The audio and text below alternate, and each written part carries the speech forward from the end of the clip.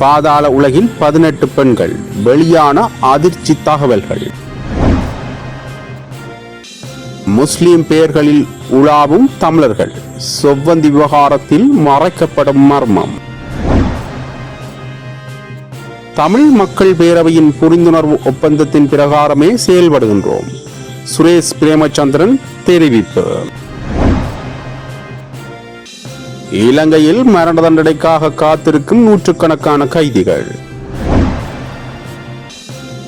படுகொலைக்கு நீதி கோரி முன்னெடுக்க திட்டமிட்ட போராட்டத்திற்கு நீதிமன்றம் தடை.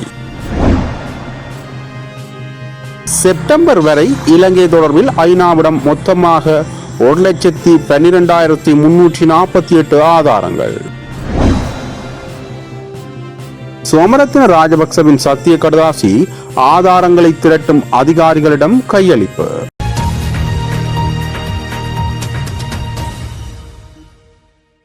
நேபாளத்தில் கைது செய்யப்பட்ட இசாரா உட்பட இந்த வருடம் ஜனவரி 1ஆம் தேதி முதல் ஒழுங்கமைக்கப்பட்ட குற்றச் செயல்களில் ஈடுபட்ட மற்றும் அவ்வாறான கும்பல்களுடன் தொடர்பில் இருந்த 18 பெண்கள் கைது செய்யப்பட்டுள்ளதாக குற்றப்புலனாய்வு திணைக்களம் தெரிவித்துள்ளது. கைது செய்யப்பட்ட பெண்கள் 20 தொடக்கம் 45 வயதுக்கு உட்பட்டவர்கள் ஆவர் எனவும் குறிப்பிடப்பட்டுள்ளது. கைது செய்யப்பட்ட பெண்கள் ஒழுங்கமைக்கப்பட்ட குற்றவாளிகளுடன் நெருங்கிய தொடர்பில் இருந்ததாகவும், துப்பாக்கி கடத்தல், உளவு பார்த்தல் மற்றும் போதைப்பொருள் கடத்தல் போன்ற குற்றங்களுக்கு உதவி செய்து வந்துள்ளதாகவும் விசாரணைகளில் தெரிய வந்துள்ளது. கைது செய்யப்பட்ட பெண்களில் பலர் போதைப்பொருள் கடத்தலில் ஈடுபட்டுள்ளனர். மேலும் அவர்கள் வெளிநாடுகளில் இருந்து நாட்டில் செயல்படும் ஒழுங்கமைக்கப்பட்ட குற்றவாளிகள் உட்பட குற்றவாளிகளுக்கு உதவி செய்து வருவதாக போலீசார் தெரிவித்துள்ளனர். இசாரா செவ்வந்தியின் கைதின் பின்னர் பல அதிர்ச்சிகரமான உண்மைகள் வெளியாகின்றன. அது மட்டுமல்லாமல் அண்மைய நாள்களில் கைதானவர்களின் பெயர் பட்டியலை பார்க்கும்போது சலீம், JK பாய் போன்ற பெயர்களை பார்க்கக்கூடியதாக உள்ளது. அவர்களை தேடிச் சென்று பார்த்தால் சிங்களவர்கள் அல்லது தமிழர்களாக இருக்கின்றனர். 2009க்கு முன்னர் ஈழத் தமிழர்களுக்கென்று அறம், வாழ்வியல் போன்ற பல அம்சங்கள் இருந்தது. ஆனால் 2009க்கு பின்னர் தென்னிலங்கையில் உள்ள பிசமிகள் சிலர் ஈழத் தமிழர்களை கட்டமைத்து நடத்தை பிறழ்வான விடயங்களை முன்வைக்க முயன்றுள்ளனர். இதன் பின்னணியில் இலங்கையின் புலனாய்வு கட்டமைப்பு இருப்பதாக சந்தேகிக்கப்படுகின்றது. பெயர் வைக்கும் பின்னணியில் சுரேஷ் சாலை இருப்பதாகவும் கூறப்படுகின்றது என்றவாறாக தனியார் தொலைக்காட்சி ஒன்றில் நடந்த அரசியல் நிகழ்ச்சியில் கலந்துரையாடப்பட்டுள்ளது. தமிழ் தேசிய பேரவையின் புரிந்துணர்வு ஒப்பந்தத்தின் பிரகாரமே செயல்படுகின்றோம் என ஜனநாயக தமிழ் தேசிய கூட்டணியின் ஊடக பேச்சாளரும் முன்னாள் நாடாளுமன்ற உறுப்பினருமான சுரேஷ் பிரேமச்சந்திரன் தெரிவித்துள்ளார். வவுனியாவில் நேற்று இடம்பெற்ற ஜனநாயக தமிழ் தேசிய கூட்டணியின் உயர்மட்ட கலந்துரையாடலுக்கு பின்னர் ஊடகங்களுக்கு கருத்து தெரிவிக்கும் போது அவர் இவ்வாறு குறிப்பிட்டுள்ளார். முக்கியமாக இன்றிருக்கக்கூடிய அரசியல் சூழ்நிலைகள் தொடர்பாகவும் ஜனநாயக தமிழ் தேசிய கூட்டணியினுடைய எதிர்கால நடவடிக்கைகள் தொடர்பாகவும், ஜனநாயக தமிழ் தேசிய கூட்டணியினுடைய கட்டமைப்புகள், அதனை கிராம மட்டங்களுக்கு எவ்வாறு கொண்டு செல்வது போன்ற விடயங்கள் தொடர்பாகவும், ஜனநாயக தமிழ் தேசிய கூட்டணிக்கான எதிர்கால வேலை திட்டங்கள் தொடர்பாகவும் பல விஷயங்களை இன்று பேசி நாங்கள் முடிவுகளை எடுத்திருக்கிறோம். இதில் குறிப்பாக நமது கட்சி கட்டமைப்புகளை மாவட்டத்தில் இருந்து பிரதேசங்கள் மற்றும் கிராம மட்டங்களுக்கு கொண்டு செல்வது, அதற்கான குழுக்களை அமைப்பது, மாவட்ட குழுக்கள் அந்த நடவடிக்கைகளை மேற்கொள்வது போன்ற விடயங்களை பேசியிருக்கிறோம். அதே போல வடக்கு கிழக்கில் இருக்கக்கூடிய நமது உள்ளூராட்சி சபை உறுப்பினர்கள் மற்றும் மாவட்ட குழு உறுப்பினர்களை இணைத்த கூட்டங்களையும் நாங்கள் மிக விரைவாக நடாத்துவது என்ற தீர்மானங்களை நிறைவேற்றியிருக்கிறோம். இவை தவிர அரசியல் நிலவரங்கள் தொடர்பாக பார்க்கின்ற பொழுது அரசாங்கம் மாகாண சபை தேர்தல் தொடர்பாக அரசாங்கம் பல்வேறுபட்ட முரண்பட்ட கருத்துக்களை சொல்லி வருகின்றது. முரண்பட்ட செய்திகள் வந்து கொண்டிருக்கின்றன. சில அமைச்சர்களை பொறுத்தவரையில் மிக விரைவாக இந்த தேர்தல் நடைபெறும் என்று போனாலும் பிரதம மந்திரியோ அல்லது ஏனைய சில அமைச்சர்களை பொறுத்தவரையில் நாங்கள் இந்த மாகாண மட்டத்துக்கான எல்லைகள் வகுக்கப்பட வேண்டும், டீலிமிட்டேஷன் கமிஷனுடன் நியமிக்கப்பட்ட அந்த எல்லைகள் வகுப்புக்கு பிற்பாடுதான் அந்த தேர்தல் என்று கூறுகிறார்கள். ஆகவே தமிழ் மக்கள் மத்தியில் இந்த விடயம் தொடர்பான ஒரு எச்சரிக்கை உணர்வு, அதாவது ஒரு அச்ச உணர்வு இருக்கிறது. என்னவென்றால் இந்த தேர்தல் நடக்குமா நடக்காதா என்று. ஜனநாயக தமிழ் தேசிய கூட்டணியை பொறுத்தவரையில் இந்த தேர்தல் என்பது மாகாண சபை தேர்தல் என்பது நடத்தப்பட வேண்டும். நவம்பர் மாதம் வர இருக்கக்கூடிய வரவு செலவு திட்டத்துக்கு பிற்பாடு அரசாங்கம் திட்டவட்டமாக அதற்கான முழு ஏற்பாடுகளை செய்ய வேண்டும். உங்களுக்கு ஒரு சட்ட திருத்தம் கொண்டு வர வேண்டுமாக இருந்தால் அந்த சட்ட திருத்தம் கொண்டு வரப்பட்டு தேர்தல் என்பது உடனடியாக நடத்தப்பட வேண்டும் என்பது தமிழ் மக்களது கோரிக்கை. இன்னும் பிரதானமாக சொல்வதாக இருந்தால் இந்த மாகாண சபை முறைமை கூட தமிழ் மக்களுடைய ஒரு பிரச்சனைக்கு தீர்வாகத்தான் அது கொண்டு வரப்பட்டது. ஆனால் அதை ஒரு புறம் தள்ளிவிட்டு சகல அரசாங்கங்களும் இன்னும் குறிப்பாக சொல்வதாக இருந்தால் கடந்த 7 வருஷமாக மாகாண சபை தேர்தல் என்பது நடத்தப்படவில்லை. ஆகவே தமிழ் மக்களினுடைய அந்த தேவைகளை பூர்த்தி செய்யும் முகமாக அந்த தேர்தல் நடைபெற வேண்டும் என்பது மாத்திரமல்ல, இலங்கையில் இருக்கக்கூடிய அந்த ஜனநாயக கட்டமைப்புகளை உறுதிபட காப்பாற்றுவதாக இருந்தாலும் இந்த அரசாங்கம் தேர்தலை நடத்த முன்வர வேண்டும். அவர்கள் எதிர்த்தரப்பில் இருந்த பொழுது அதற்காக குரல் கொடுத்து வந்தவர்கள் இப்பொழுதும் தேர்தலை நடத்துவோம் என்று கூறினாலும் கூட அது எவ்வளவு விரைவாக நடத்தப்படும் என்ற ஒரு கேள்வி எழுகின்றது. அது குறைந்தபட்சம் அடுத்த வருஷ ஆரம்பத்திலாவது இந்த தேர்தலை அவர்கள் நடத்த வேண்டும் என்று நாங்கள் எதிர்பார்க்கிறோம். இது மாத்திரமல்லாமல் தமிழ் மக்கள் இந்த வரக்கூடிய தேர்தல் என்பது மாத்திரமல்ல, தமிழ் மக்களை பொறுத்தவரையில் எல்லோரும் ஐக்கியப்பட்டு செயற்பட வேண்டும் என்பது அது நீண்ட கால கோரிக்கையாக இருக்கிறது. ஆகவே எம்மை பொறுத்தவரை ஜனநாயக தமிழ் தேசிய கூட்டணியானது ஒரு 5 அமைப்புகளுடைய ஒரு கூட்டாக இருக்கிறது. இது நாங்கள் மாத்திரமல்ல, நாங்கள் ஏனைய தரப்புகளுடன் பேசி எல்லோரையும் முனைத்து செல்வதற்கும் நாங்கள் தயாராக இருக்கின்றோம்.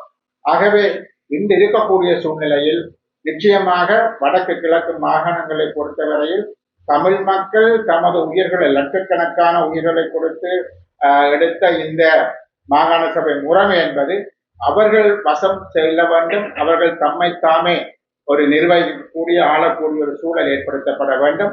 ஆகவே அந்த வகையில் எல்லோரும் இணைந்து செயற்பட வேண்டும். கடந்த காலத்தை போல் நாங்கள் கூட்டாக இயங்கி இருந்தால் பல இடங்களில் நிச்சயமாக தமிழ் தேசிய கூட்டமைப்பு என்பது அல்லது எல்லோரும் சேர்ந்து இருக்கிற பொழுது அது பெரிய ஒரு வாக்கு பலத்தை பெற்றிருக்கும். கடந்த பாராளுமன்றத்தில் நாங்கள் அவ்வாறான தவறுகளை விட்டிருக்கிறோம். ஆகவே அந்த தவறுகள் இல்லாமல் எதிர்காலத்தில் நடைபெற வேண்டும். அதற்கு எல்லோரும் இணைந்து செயற்பட வேண்டும் என்று சொன்ன அந்த முடிவையும் நாங்கள் இந்த கூட்டத்தில் எடுத்திருக்கிறோம். நன்றி.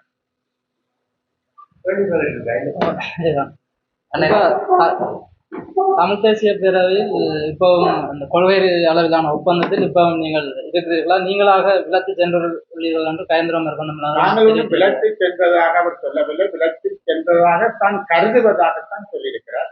நாங்கள் எதுவும் விலக்கு செல்லவில்லை. நாங்கள் புரிந்துணர்வு ஒப்பந்தத்தின் பிரகாரம் நாங்கள் செயற்பட்டு கொண்டு வருகிறோம். ஆகவே அந்த ஒப்பந்தத்துக்கு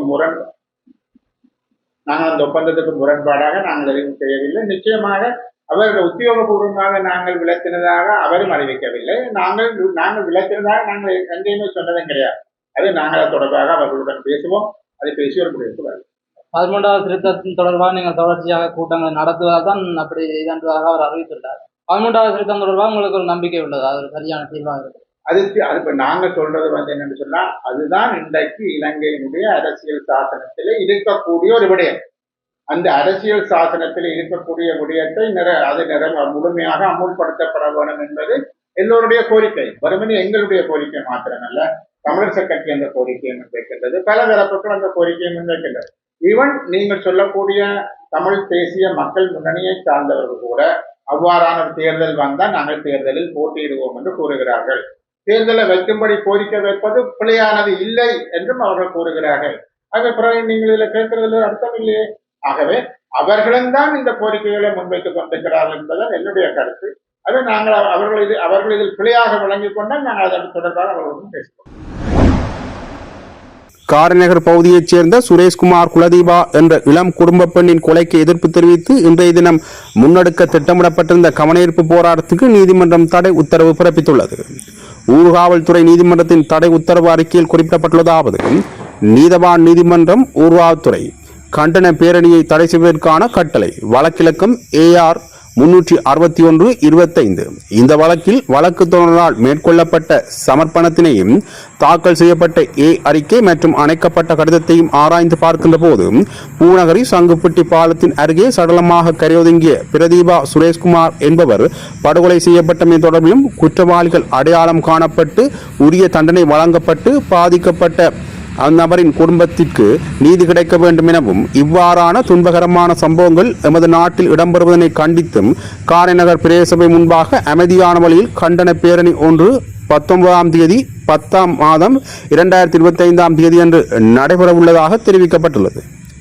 குறித்த இறந்தவரின் உடல் கண்டுபிடிக்கப்பட்டு ஒரு சில நாள்களே ஆன நிலையில் புலன் விசாரணை மேற்கொள்ளப்பட்டு 2 சந்தேக நபர்கள் அடையாளம் காணப்பட்டுள்ளார்கள். இவ்வாறான சூழ்நிலையில் இவ்வாறான கண்டன பேரணி ஒன்று இடம்பெறுவது புலன் விசாரணைக்கு பாதகமாக அமையும் என்பதோடு அப்பிரதேசத்தில் தேவையற்ற அமைதியின்மையும் இது தொடர்பில் பதட்டத்தையும் தோற்றுவிக்கும் என்பதனை அனுமானிக்கக்கூடியதாக உள்ளது. எனவே புலன் விசாரணைகள் திருப்திகரமாக நடைபெற்று வரும் நிலையில் இவ்வாறான கண்டன பேரணி ஒன்று அவசியமற்ற ஒன்றாக கருதி குறித்த கண்டன பேரணியை தடை செய்து கட்டளையாக்குகிறேன் என குறிப்பிடப்பட்டுள்ளது.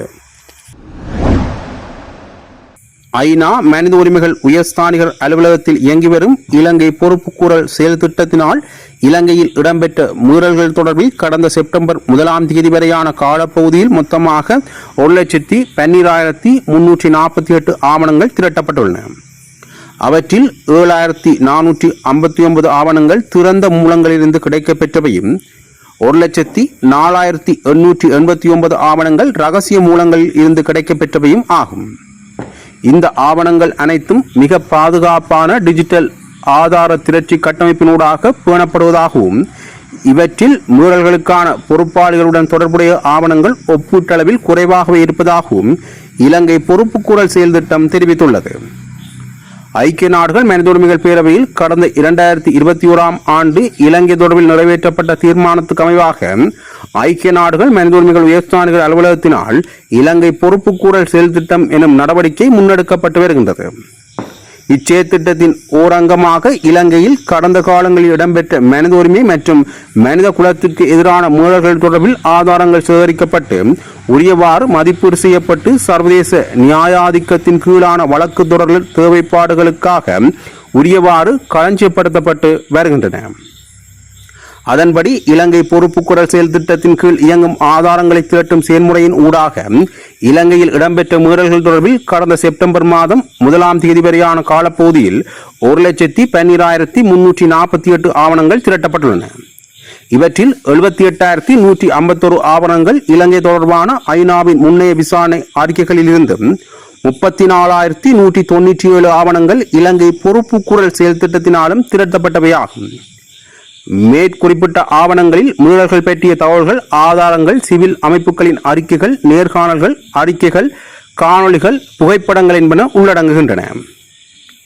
அதேவேளை செப்டம்பர் மாதம் வரையில் திரட்டப்பட்டுள்ள 1,12,348 ஆவணங்களில் 7,459 ஆவணங்கள் திறந்த மூலங்களிலிருந்து கிடைக்கப்பெற்றவையாகவும் 1,04,889 ஆவணங்கள் இரகசிய மூலங்களிலிருந்து கிடைக்கப்பெற்றவையுமாகும்.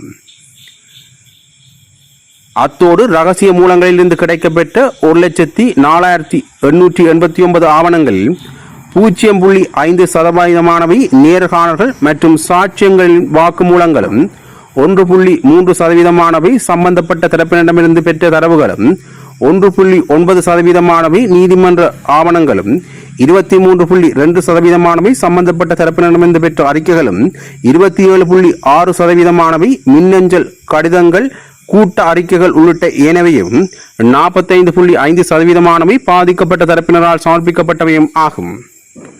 அதேபோன்று ஆதாரங்களை திரட்டும் செயல்முறை வசமுள்ள ஆவணங்களில் 37,905 ஆவணங்கள் சட்டவிரோத படுகொலைகள் தொடர்பானவையும் 48,070 ஆவணங்கள் வலிந்து காணாமலாக்கப்பட்டவர்கள் தொடர்பானவையும் 32,099 ஆவணங்கள் பாலியல் மற்றும் பாலின அடிப்படையிலான மீறல்கள் தொடர்பானவையும் 9,163 ஆவணங்கள் சிறுவர்களுக்கு எதிராக மிக பாரதூரமான மீறல்கள் தொடர்பானவையும் 26,185 ஆவணங்கள் சித்திரவதைகள் தொடர்பானவையுமாகும்.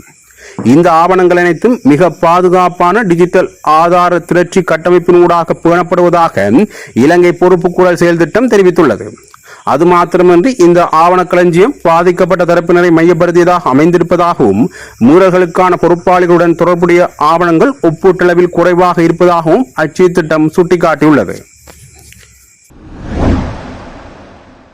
பாடசாலை மாணவி கிருசாந்தி குமாரசுவாமி படுகொலை மற்றும் 1996ஆம் ஆண்டு யாழ்ப்பாணத்தில் இராணுவத்தினரால் நிகழ்த்தப்பட்ட சகல போர்க்குற்றங்கள் தொடர்பிலும் உள்நாட்டு நீதிமன்றத்திலோ அல்லது சர்வதேச நீதிமன்றத்திலோ அல்லது ஏதேனும் அமைப்புகள் முன்னிலையிலோ சாட்சியம் அளிப்பதற்கு தயாராக இருப்பதை உறுதிப்படுத்தி மரண தண்டனை கைதி லான்ஸ் கோப்ரல் சோமரத்ன ராஜபக்சவினால் சிறைச்சாலையிலிருந்து அவரது சட்டத்தண்ணி ஊடாக வழங்கப்பட்ட சத்தியக்கடதாசி ஐநா மனிதுரிமைகள் உயர்ஸ்தானிகள் அலுவலகத்தில் இயங்கி வரும் இலங்கை பொறுப்புக்கூறல் செயற்திட்டத்தின் அதிகாரிகளிடம் கடந்த வியாழக்கிழமை கையளிக்கப்பட்டது. பாடசாலை மாணவி கிருசாந்தி குமாரசுவாமி படுகொலை வழக்கில் நீதிமன்றத்தினால் பிரதான குற்றவாளியாக பெயரிடப்பட்டு மரண தண்டனை விதிக்கப்பட்ட லான்ஸ் கோப்ரல் சோமரத்ன ராஜபக்ச அப்படுகொலை குறித்தும் செம்மணி மனித புதைகுழி விவகாரம் குறித்தும் தன்னிடம் கூறிய விடயங்களை உள்ளடக்கியும் இவ்விவகாரங்கள் தொடர்பில் மீண்டும் சுயாதீன விசாரணையை கோரியும் அவரது மனைவி SC விஜயவிக்கிர ஊடாக 9ஆம் தேதி 7ஆம் மாதம் 2025 எனும் தேதியிடப்பட்ட கடிதம் ஒன்றை ஜனாதிபதி அன்ரோமார் சனாயக்கோவுக்கு அனுப்பி வைத்திருந்தார். அதனைத் தொடர்ந்து 1996ஆம் ஆண்டு காலப்பகுதியில் இராணுவத்தினர் யாழ்ப்பாணத்தில் இழைத்த குற்றங்கள், வலிந்து காணாமலாக்கப்படல்கள், மனித புதைகுழிகள் மற்றும் அவற்றுக்கு பொறுப்பு கூற வேண்டியவர்கள் உள்ளிட்ட சகல உண்மைகளையும் வெளிப்படுத்துவதற்கு தயாராக இருப்பதாகவும் சோமரத்ன ராஜபக்ச அறிவித்திருந்தார். அது மாத்திரமன்றி இந்த உண்மைகளை வெளிப்படுத்துவதற்கு தயாராக இருப்பதாக சத்தியக்கடதாசி வழங்குவதற்கும் அவர் இணங்கியிருந்தார். இவ்வாறானதொரு பின்னணியில் மேற்குறிப்பிட்ட விடயங்களுடன் தொடர்புடைய சில உண்மைகளையும் எதிர்வரும் காலங்களில் சாட்சியம் அளிப்பதற்கு தயாராக உள்ள விடயங்களையும் உள்ளடக்கி கடந்த 4ஆம் தேதி சோமரத்ன ராஜபக்ச சிறைச்சாலையில் அவரது சட்டத்தண்ணி முன்னிலையில் சத்தியக்கடதாசி வழங்கியிருந்தார். அந்த சத்தியக்கடதாசியில் குறிப்பிடப்பட்டிருந்த முக்கிய விடயங்கள் கடந்த ஞாயிற்றுக்கிழமை வீரகேசரி வார வழியில் பிரசுரிக்கப்பட்டிருந்தன. இந்நிலையில் அந்த சத்தியக்கடதாசியின் ஒரு பிரதி கடந்த வாரம் ஐக்கிய நாடுகள் மனித உரிமைகள் உயர்ஸ்தானிகள் வோல்கர் டர்க்கிடம் கையளிக்கப்பட்டது. அதனைத் தொடர்ந்து மற்றும் ஒரு பிரதி கடந்த வியாழக்கிழமை ஐக்கிய நாடுகள் மனித உரிமைகள் உயர்ஸ்தானிகள் அலுவலகத்தில் இயங்கி வரும் இலங்கை பொறுப்புக்கூறல் செயற்திட்டத்தின் அதிகாரிகளிடம் கையளிக்கப்பட்டது. தொடர்ந்தும் செய்திகளை அறிந்து கொள்ள ஜெஃப்னாபுடியின் யூடியூப் தளத்தோடு இணைந்திருங்கள். நன்றி, வணக்கம்.